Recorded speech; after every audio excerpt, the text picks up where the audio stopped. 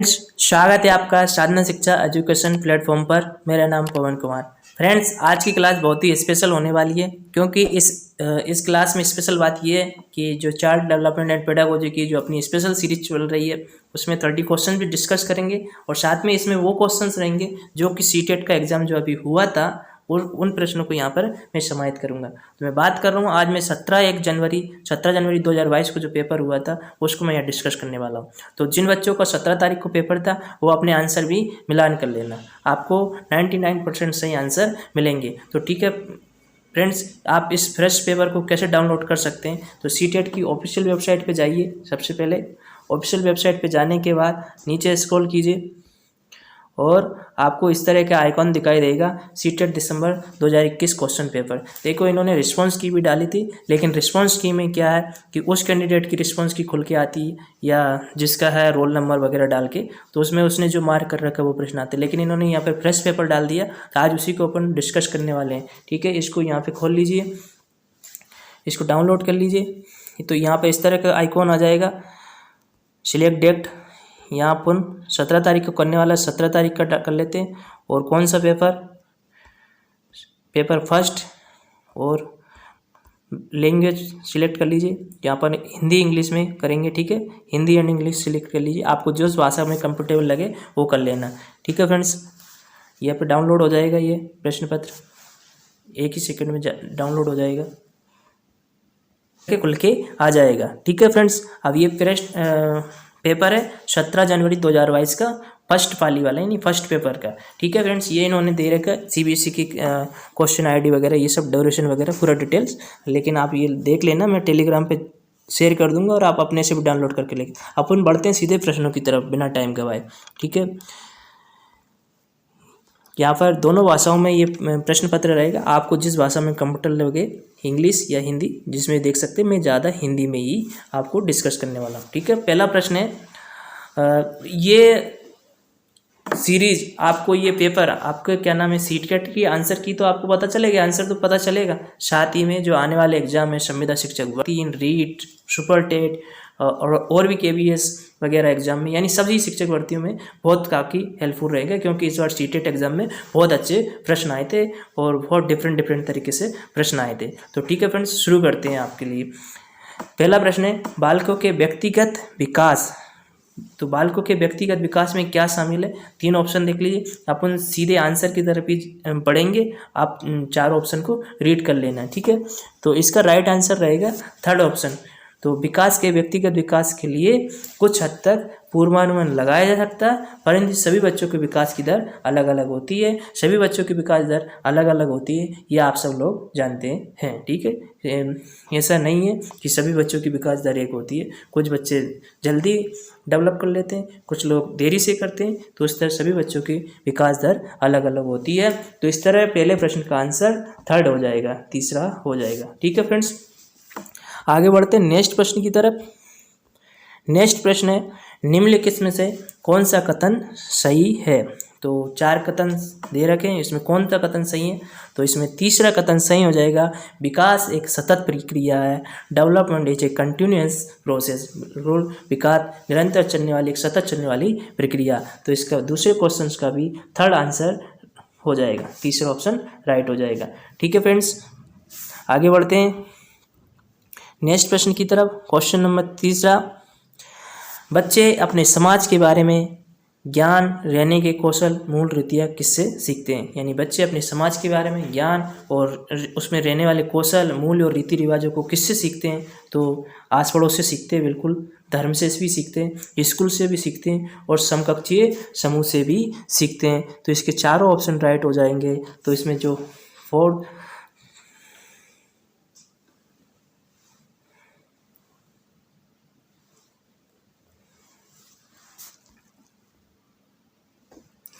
तो इसके चारों ऑप्शन राइट हो जाएंगे, fourth option is a right answer. ठीक है friends, fourth option is a right answer हो जाएगा इसका। तो बच्चे आस पड़ोस से भी सीखते हैं, धर्म से भी सीखते हैं, स्कूल से भी सीखते हैं और समकक्षीय समूह से भी सीखते हैं। तो इस तरह फर्स्ट, सेकंड, थर्ड, फोर्थ, यानी fourth option is a right answer. आगे बढ़ते हैं नेक्स्ट प्रश्न की तरफ। फोर्थ क्वेश्चन नंबर फोर्थ है, जीन पियाजे के सिद्धांत के अनुसार अनुकूलन किन दो मूल प्रक्रियाओं को समाहित करता है, यानी अकॉर्डिंग जीन पियाजे के अनुसार अनुकूल किन दो मूल प्रक्रियाओं को समाहित करता है, तो किसमें करता है बताइए फ्रेंड्स। तो चौथे प्रश्न का आंसर हो जाएगा समायोजन व समावेशन। तो जीन पियाजे के सिद्धांतों के अनुसार अनुकूलन दो मूल प्रक्रियाओं में समाहित करता है, एक तो समायोजन में, एक समावेशन में, यानी एकोमोडेशन और एसिमुलेशन की बात करते हैं जीन पियाजे के अनुकूलन की मूल प्रक्रिया में। तो first option is a right answer हो जाएगा। ठीक है, आगे बढ़ते हैं नेक्स्ट प्रश्न की तरफ। 5वें नंबर का प्रश्न है, जीन पियाजे के संज्ञानात्मक विकास के किस स्तर पर बच्चे लंबाई व भार जैसे गुणात्मक आधारों पर वस्तुओं को व्यवस्थित कर पाते हैं और परंतु अमूर्त संरचनाओं की सक्रियात्मक में कठिनाई महसूस करते हैं। तो अकॉर्डिंग जीन पियाजे संज्ञानात्मक विकास के किस स्तर पर बच्चे लंबाई व भार जैसे गुणात्मक आधार पर वस्तु को व्यवस्थित तो कर पाते हैं परंतु अमूर्त संरचनाओं की सक्रियता में कठिनाई महसूस करते हैं। ये आप सभी जानते हो, ये कॉन्क्रीट स्टेटमेंट होता है, यानी मूर्त संक्रियात्मक अवस्था में होता है। तो 5वें प्रश्न का थर्ड आंसर राइट हो जाएगा। देख लीजिए, यहाँ थोड़ा समझ लीजिए। जीन पियाजे ने 4 प्रमुख अवस्थाएं दी है, यानी कि 0 से 2 वर्ष संवेदीगामक होता है, यानी सेंसरी मोटर होता है। इसमें बच्चों से वस्तु से सेंस करके अधिगम करता है, सीखता है। ठीक है, और पूर्व संक्रियात्मक अवस्था 2 से 7 वर्ष होती है। ठीक है, और मूर्त संक्रियात्मक अवस्था ये 7 से 11 वर्ष होती है। इस उम्र में बालक लंबाई वार जैसे गुणात्मक आधारों को व्यवस्थित तो कर लेता है, लेकिन उसमें अमूर्त यानी अमूर्त संरचनात्मक बातें नहीं सोच पाता है। और 11 से 15 वर्ष अमूर्त संक्रियात्मक अवस्था होती है, यानी कि फॉर्मल स्टेज रहती है। ठीक है, तो इस तरह इस प्रश्न का आंसर तीसरा राइट होगा। ठीक है फ्रेंड्स, आगे बढ़ते हैं नेक्स्ट प्रश्न की तरफ बढ़ते हैं। 6ठे नंबर प्रश्न की बात करते हैं। लेब वाइगोस्की के सिद्धांत के अनुसार व्यक्तिगत वाक क्या है, यानी वाइगोस्की सिद्धांत के अनुसार व्यक्तिगत यानी स्वयं से बातें करना क्या है। व्यक्तिगत वाक स्वयं से बातें करना किस प्रकार देखा जा सकता है। तो 6ठे प्रश्न का आंसर हो जाएगा बच्चों को अपनी सोच विनियमित करने में मदद करता है, यानी बच्चे जब अपने खुद से ही बात करते हैं तो उनकी सोच विनियमित होती है या डेवलप होती है। तो इस तरह पहला ही ऑप्शन राइट हो जाएगा। ठीक है, आगे बढ़ते हैं नेक्स्ट प्रश्न की तरफ। क्वेश्चन नंबर 7 है, according to Lev Vygotsky teacher can assist in learning by, यानी वाइगोस्की के अनुसार लेब वाइगोस्की के अनुसार शिक्षक बच्चों के अधिगम में किस प्रकार मदद करते हैं। जो शिक्षक है बच्चों की कैसे मदद करते हैं वाइगोस्की के अनुसार, वो बात बताना है। तो बताइए फ्रेंड्स कौन सा होगा 7वें प्रश्न का। तो 7वें प्रश्न का राइट आंसर होगा मदद की मात्रा व स्रोत में बदलाव करके। तो वाइगोस्की के अनुसार जो शिक्षक है बच्चों के अधिगम प्रक्रिया में मदद की मात्रा बीच बीच में चेंज कर दी जाती है और उनके स्वरूप में बदलाव करके बच्चों की हेल्प कर सकते हैं। तो तीसरा option is a right answer. ठीक है, आगे बढ़ते हैं नेक्स्ट प्रश्न की तरफ।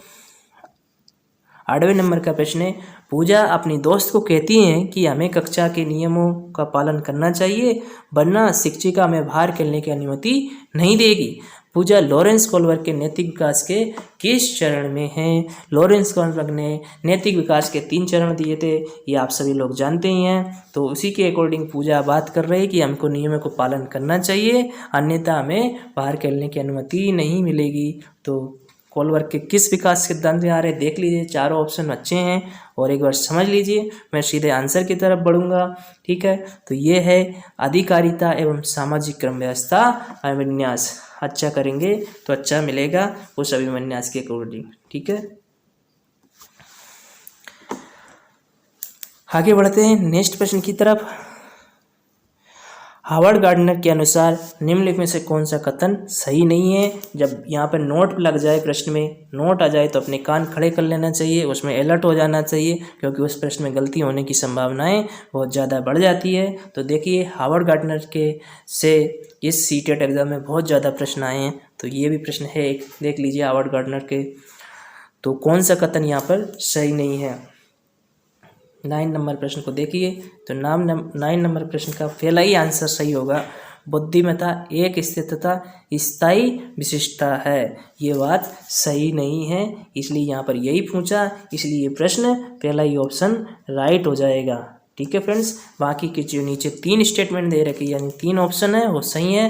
बुद्धिमत्ता को परिपोषित व विकसित किया जा सकता है। बुद्धिमत्ता किसी एक सामान्य खंड से हावी नहीं होती, अपितु कई प्रकार की होती है। बुद्धिमत्ता को एकांकी आयाम में सेवृद्ध नहीं किया जा सकता।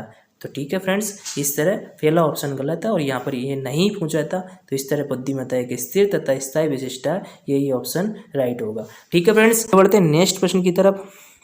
क्वेश्चन नंबर 10 है, देख लीजिए क्वेश्चन नंबर 10। एक बाल केंद्रित शिक्षा में, एक चाइल्ड सेंटर्ड एजुकेशन में क्या होता है? तो शिक्षिका की कोई भूमिका नहीं होती है। शिक्षिका सक्रिय भूमिका तथा विद्यार्थी निष्क्रिय होते हैं। विद्यार्थी को सक्रिय भूमिका होती है तथा शिक्षिका निष्क्रिय होती है। शिक्षिका व विद्यार्थी दोनों ही सक्रिय भूमिका होती है। तो इस तरह फोर्थ ऑप्शन राइट हो जाएगा।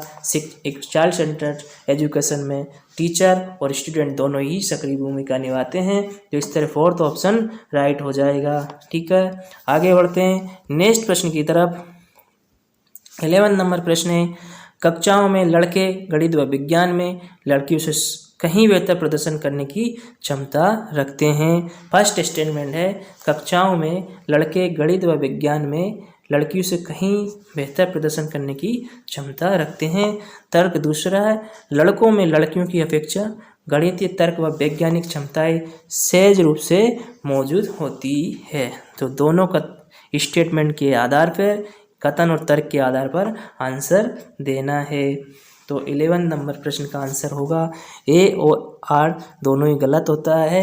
ऐसा होता था लेकिन अब ऐसा होता नहीं है। आजकल लड़का लड़कियों में कोई ज़्यादा अंतर देखने को नहीं मिलता है। ठीक है, तो fourth option is a right answer. आगे बढ़ते हैं क्वेश्चन नंबर 12 की तरफ। राष्ट्रीय शिक्षा नीति 2020 किस पर जोर देती है? देखिए, न्यू एजुकेशन पॉलिसी 2020 से सीटेट एग्ज़ाम में बहुत ज़्यादा प्रश्न आए हैं और आने वाले टीचिंग एग्ज़ाम में भी न्यू शिक्षा नीति 2020 से बहुत ज़्यादा प्रश्न आएंगे। नई शिक्षा नीति 2020 को मैंने बहुत ही अच्छे से डिस्कस कर रखा है। साधना शिक्षा चैनल पर उसका वीडियो है, आप वहां जाकर उसको कम्प्लीटली समझ सकते हैं, देख सकते हैं। लेकिन यहाँ पर प्रश्न के अकॉर्डिंग बात करते हैं। तो राष्ट्रीय शिक्षा नीति 2020 किस पर जोर देती है? तो वो है पाठ्यचर्या का लचीलापन। पाठ्यचर्या का लचीलापन पे नई शिक्षा नीति ने विशेष ध्यान दिया। ठीक है, ठीक है, पहला ऑप्शन राइट हो जाएगा। नेक्स्ट प्रश्न की तरफ बढ़ते हैं। 13 नंबर प्रश्न है, मूल्यांकन the focus assessment should be on, यानी मूल्यांकन का केंद्र क्या होना चाहिए? तो मूल्यांकन का केंद्र क्या होना चाहिए फ्रेंड्स, बताइए। बहुत ही अच्छा प्रश्न है। तो मूल्यांकन का केंद्र होना चाहिए अधिगमकर्ता क्या और कैसे सीख रहा, इसका वर्णन करना चाहिए। तो fourth option is right answer हो जाएगा। अधिगमकर्ता क्या सीख रहा, कैसे सीख रहा, इसका वर्णन के लिए मूल्यांकन का केंद्र होना चाहिए। ठीक है फ्रेंड्स, नेक्स्ट प्रश्न की बात करते हैं। 14 नंबर प्रश्न है, निम्नलिखित में से कौन सा विकल्प एक सामाजिक रचनावादी कक्ष में जिसमें बच्चों की व्यक्तिगत जरूरतों का ध्यान रखा जाता है की व्याख्या करना है? यानी कि कौन सा विकल्प में सामाजिक रचनावाद कक्ष जिसमें बच्चों की व्यक्तिगत जरूरतों को ध्यान भी रखा जाता है उसकी व्याख्या करता है? तो कौन सा विकल्प व्याख्या करता है? देख लीजिए फ्रेंड्स, 14वें नंबर प्रश्न का आंसर कौन सा होगा? तो बच्चों को आपस में चर्चा करते हुए समूह में कार्य करना, ये रचनावादी कक्ष का एक बेहतर विकल्प होगा। तो इस तरह fourth option is right answer हो जाएगा। ठीक है फ्रेंड्स, आगे बढ़ते हैं नेक्स्ट प्रश्न की तरफ। नेक्स्ट प्रश्न है 15 नंबर प्रश्न है, निम्नलिखित में कौन सा प्रश्न कक्षा में समालोचनात्मक सोच को बढ़ावा देने का सही उदाहरण है?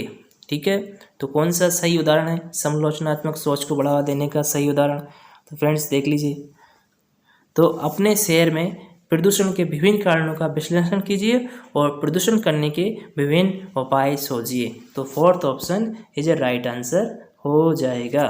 ठीक है फ्रेंड्स, आगे बढ़ते हैं नेक्स्ट प्रश्न की तरफ। 16 नंबर प्रश्न है, which of the following depicts a culture of inclusion in school? मतलब निम्न में से कौन सा विद्यालयों में समावेशन की संस्कृति को दर्शाता है, यानी नीचे दिए गए ऑप्शन में से एक समावेशन की को दर्शाता है संस्कृति के साथ, तो कौन सा होगा? तो पहला ही प्रश्न राइट होगा। विद्यार्थियों की जरूरतों को पूरा करने के लिए विभेदी आकलन को बढ़ावा दिया जाता है। ठीक है, विद्यार्थियों की ज़रूरतों को ध्यान में रखते हुए उनको पूरा करने के लिए विभेदी आकलन को बढ़ावा दिया जाता है। तो इस तरह फर्स्ट ऑप्शन राइट हो जाएगा 16वें नंबर प्रश्न का। ठीक है, आगे बढ़ते हैं नेक्स्ट प्रश्न की तरफ। 17वां नंबर प्रश्न है, सांस्कृतिक रूप से विविध विद्यार्थी वाली कक्षा में एक शिक्षक को निम्नलिखित में से किससे बचना चाहिए, यानी सांस्कृतिक रूप से विविध पृष्ठभूमि वाली क्लास में एक टीचर को किस कंडीशन से बचना चाहिए वो बताइए। तो इसमें पहला ही ऑप्शन राइट हो जाएगा, चर्चा में विविध संस्कृतियों का उदाहरण लाना।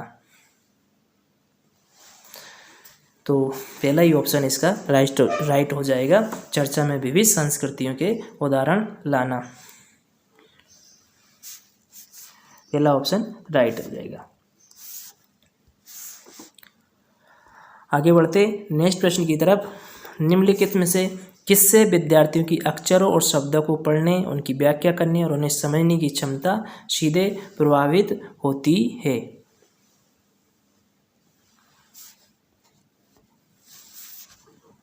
लीजिए एक बार फिर से, निम्नलिखित में से किससे विद्यार्थी के अक्षर और शब्दों को पढ़ने, उनकी व्याख्या करने और उन्हें समझने की क्षमता सीधे प्रभावित होती है? तो किससे प्रभावित होती है देख लीजिए फ्रेंड्स।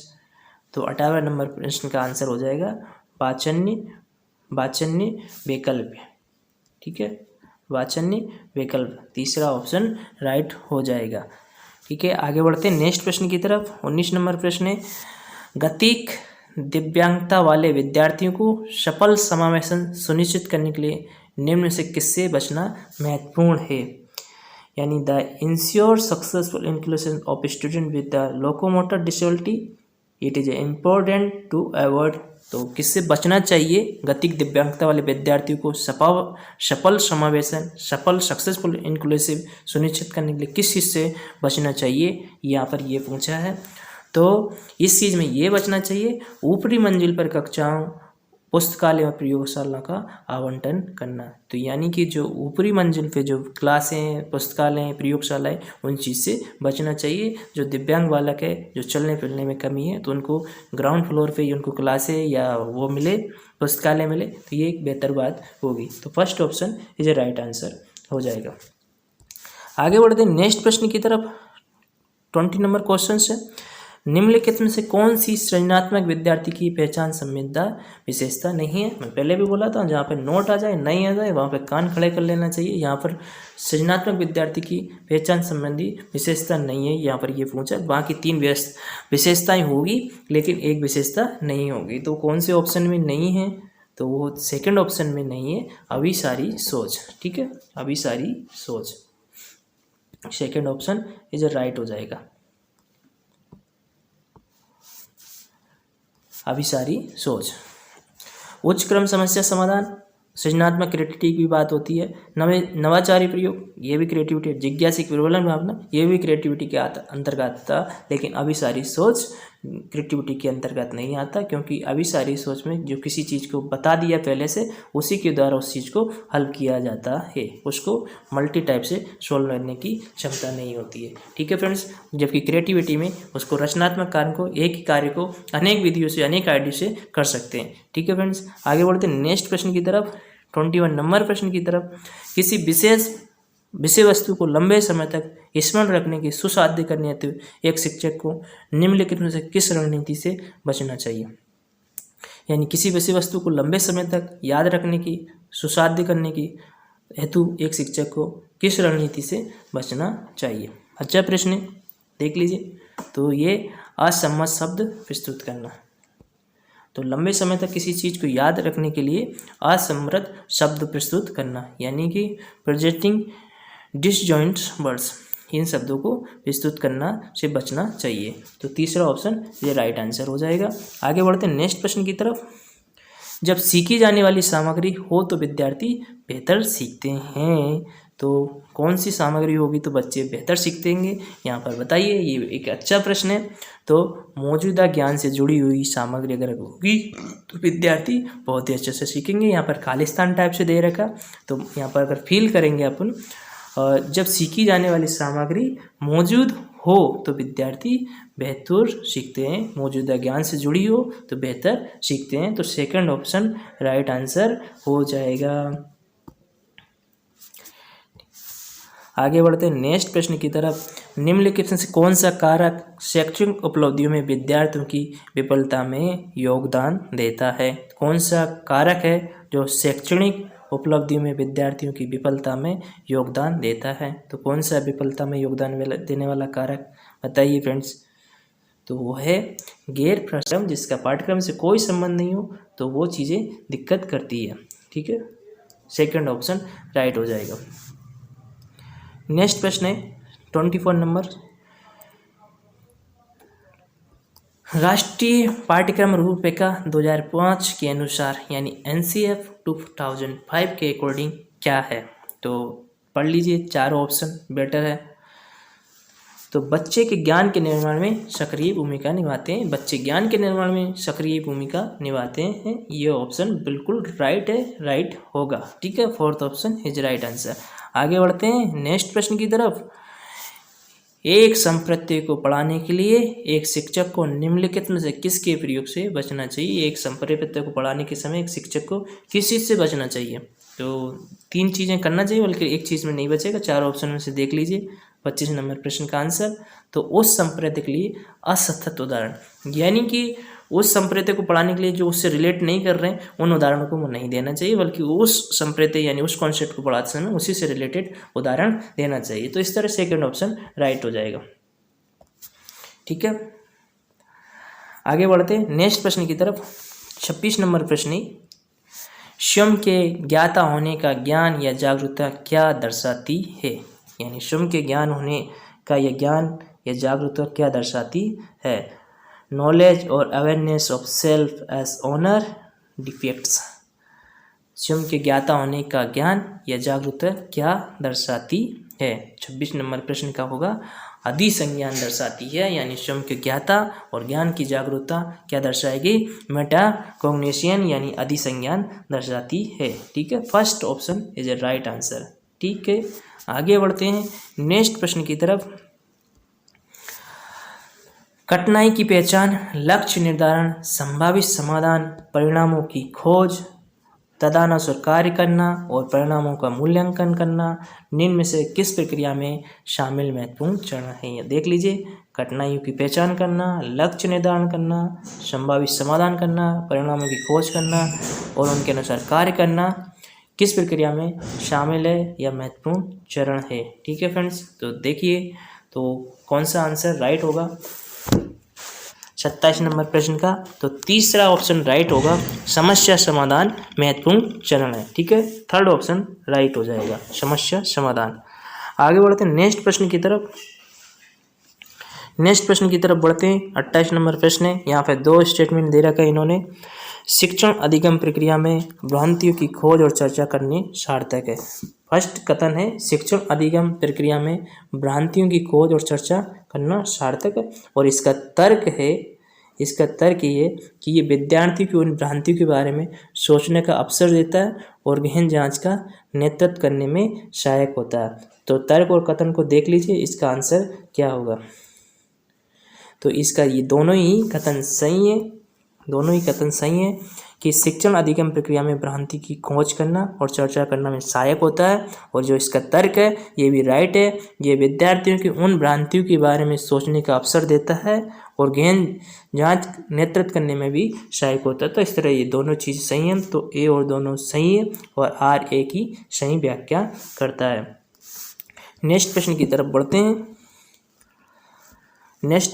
बढ़ते हैं। खालिस्तान विद्यार्थियों को बोरियत महसूस होने की संभावना है। तो किस कारण से विद्यार्थियों को बोरियत महसूस होने की संभावना है वो बताना। तो गतिविधि को महत्व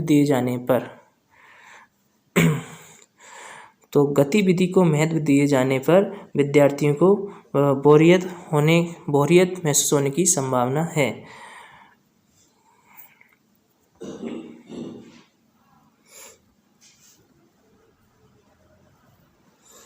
ठीक है, सेकंड ऑप्शन राइट हो जाएगा।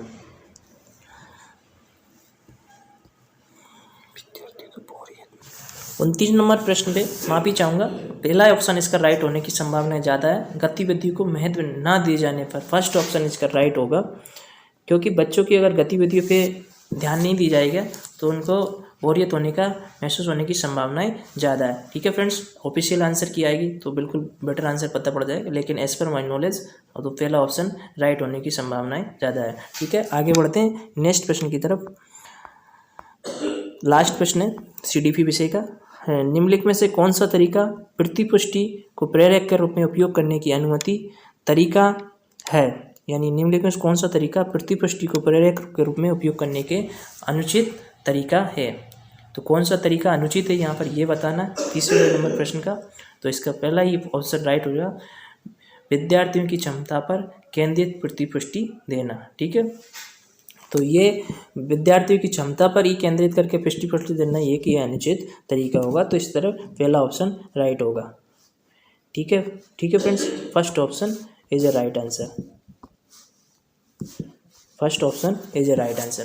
फ्रेंड्स, यहाँ पर ने चाइल्ड डेवलपमेंट एंड पेडागोजी वाले पार्ट्स के टॉप 30 क्वेश्चंस को डिस्कस कर लिया। जिन बच्चों का 17 तारीख को पेपर था वो मिलान कर लेना, ये 99% क्वेश्चन सही है और ऑफिशियल आंसर की आएगी तब आप लोग अपने से भी मिलान कर सकते हैं। ठीक है फ्रेंड्स, और आगे नीचे और भी विषय के प्रश्न दे रखे हैं, आप डाउनलोड करके इन सबको देख सकते हैं, लेकिन अपन यहाँ पर बाल विकास सब्जेक्ट को ही डिस्कस करने वाले। तो ठीक है फ्रेंड्स, आपको मैं आशा करता हूँ ये क्लास बिल्कुल पसंद आई होगी, और जो अपनी जो स्पेशल क्वेश्चन सीरीज चल रही है बाल विकास की, ये मैं इसमें ही उसकी प्लेलिस्ट में इसको शामिल कर दूंगा। ये प्रश्न बहुत ही अच्छे हैं, आपके हर एग्जाम में काम आएंगे। तो ठीक फ्रेंड्स, और भी मैं सभी शिफ्टों का यहाँ पर प्रश्न डिस्कस करने वाला हूँ आने वाले समय में। तो ठीक है फ्रेंड्स, आपको अगर ये हेल्पफुल लग रहा है तो बिल्कुल साधना शिक्षा चैनल को सब्सक्राइब करें और लाइक करके अपना प्यार हमें ज़रूर दें। Thank you friends.